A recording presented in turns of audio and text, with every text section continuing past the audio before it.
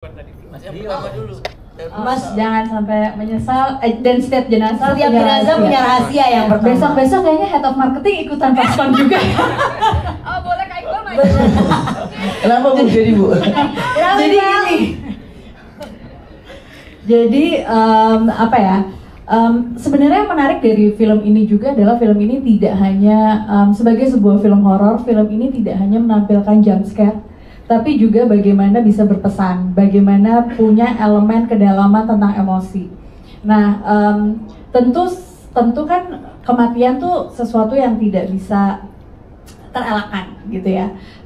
Dan mungkin kayak tadi Kang Epi juga bilang gitu bahwa awalnya setiap orang pasti punya rahasia gitu. Jadi berangkat dari situ setiap jenazah punya rahasia. Tapi kemudian seiring berjalannya waktu dan terasa dari filmnya adalah bagaimana kita sebagai anak gitu ya kan, sebenarnya ketika meninggal anak itu pasti keinginannya adalah untuk menguburkan orang tuanya dengan layak gitu kan.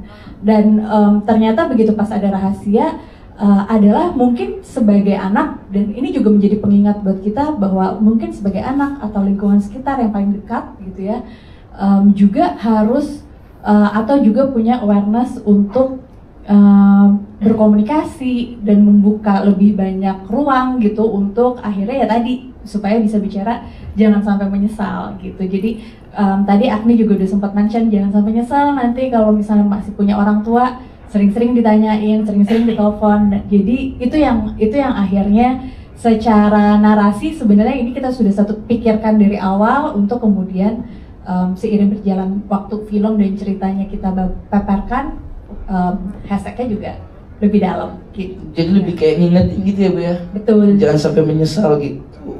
Sebenarnya gini sih, sebelum ke situ aku ngejawab, kalau proses aku juga sebagai saudara tuh percaya kalau ketika bikin film tuh kita kolaborasi gitu. Iya betul.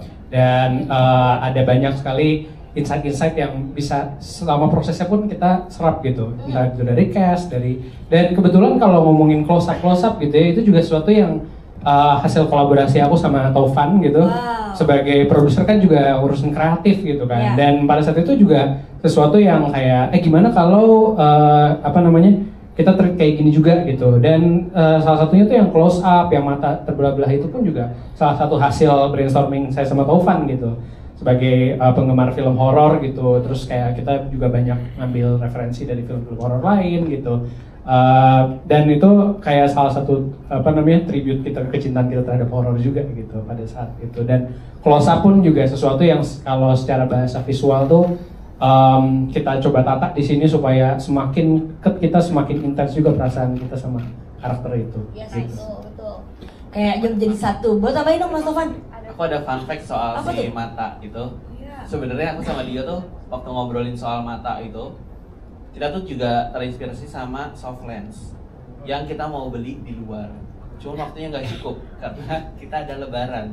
Oh iya, ada bener. periode libur apa yang sementara waktu untuk bikin dan nyampenya PO-nya sekitar 3 bulan. Waduh. Jadi kayak, yuk kita nggak bisa nih, yuk punya ini, kita bisa apa ya? Kita ngobrol deh sama tim Kora, tim VFX-nya kita.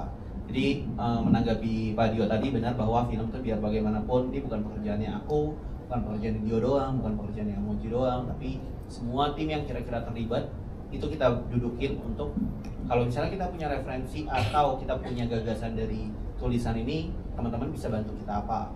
Itu juga yang paling penting dari proses ini semua sih ya. Kasih. Kayaknya yang jawab harus Agnes ini. Ya? Ini kayaknya relate banget sama Relate banget. relate banget sama Agnes tentang ayahnya. Jahat lo. Mas Iqbal makasih ya pertanyaannya. Sayang aku nggak punya bapak, ibu aku tuh single mom. Enggak sih, tapi ibu aku akhirnya nikah lagi kan.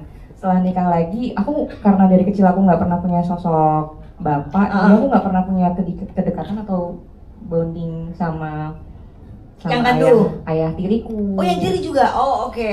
Gitu, jadi dan gak lama setelah ibu menikah sama ayah tiri, ayah aku meninggal 4 tahun setelah menikah gitu. Dan jujur aku cukup Banyak penyesalan ya? menyesal. Iya. Jangan sampai menyesal ya, balik lagi. Jujur aku cukup menyesal karena aku nggak pernah deket aku ngerasa kayak risih gitu ya, karena emang dari kecil nggak pernah punya ayah gitu.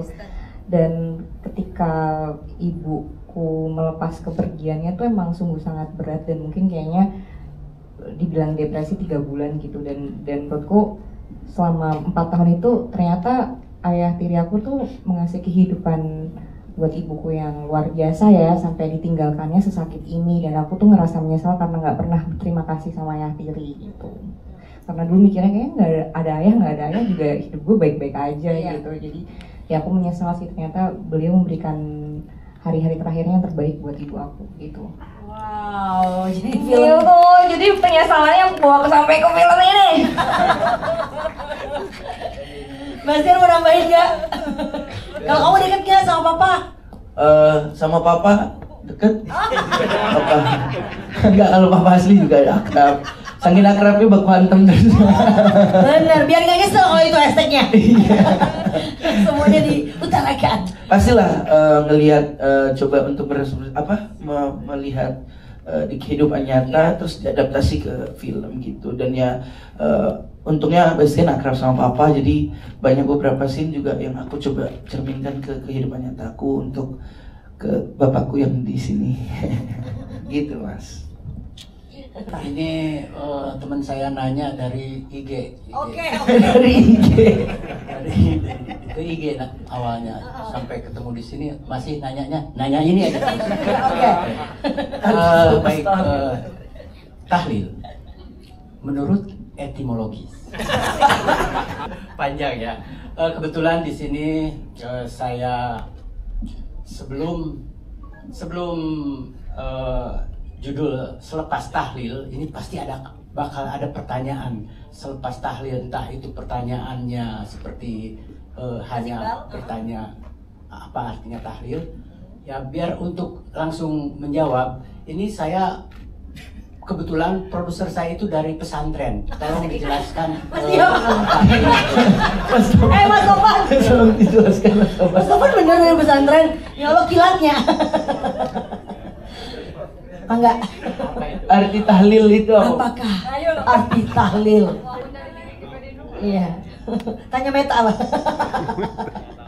Ya sebenarnya tahlil kan bisa dibilang sesederhana dan seagung itu ya. Dia Penghormatan terakhir sebenarnya sih. iya, enggak, bukan, dia tuh kayak ya la ilaha illallah gitu. Tahlil kan ketika di tahlil itu kan panjangannya ya la ilaha illallah gitu.